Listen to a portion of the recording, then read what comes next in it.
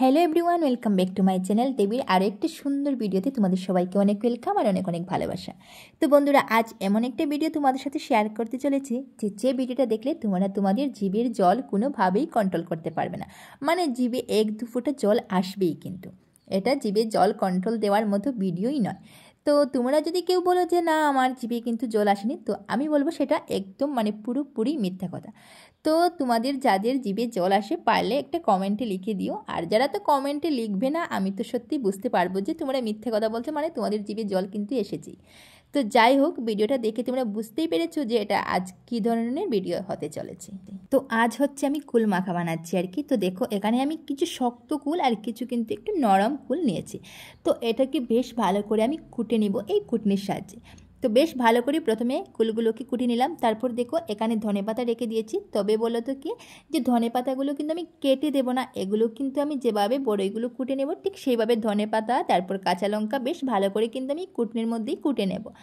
তো আরেকটা কথা তোমাদের বলি, আমরা ছোটোবেলায় কী করতাম, যে এরকম কিন্তু কুটনির সাহায্যে কখনোই আমরা কুল মাখা বা কিছু বানাতাম না আর কি।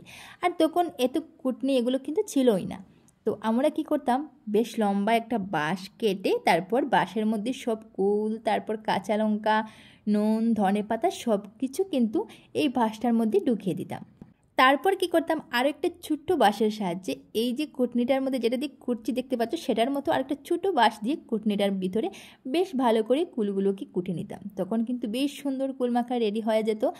অনেকক্ষণ ধরে কুটে এটাকে বেশ সুন্দর করে বানিয়ে নিতাম। তারপর কী করতাম, বাঁশটাকে ফাটিয়ে এটার ভেতর থেকে এই কুল মাখাগুলো বের করে তারপর আমরা সব ভাই বোন মিলে খেতাম।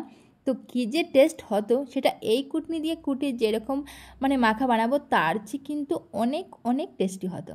তো তোমরাও কি ছোটোবেলা আমাদের মতো এরকম করেছো? যদি কেউ করো তাহলে পারলে একটু কমেন্টে জানিও, তখন বুঝতে পারবো যে শুধু আমরাও নয় আরও অনেকেও এরকম আমাদের মতো বাঁশের ভিতরে কুল মাখা বানিয়ে তারপর খেয়েছে।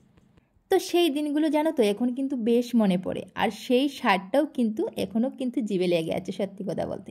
তো যাই হোক, দেখো আমি এখানে কিন্তু নুন তারপর লঙ্কা গুঁড়ো কাঁচা লঙ্কা সব কিছু দিয়ে দিলাম, আর তারপর কিন্তু একটু চিনিও দিয়ে দিলাম।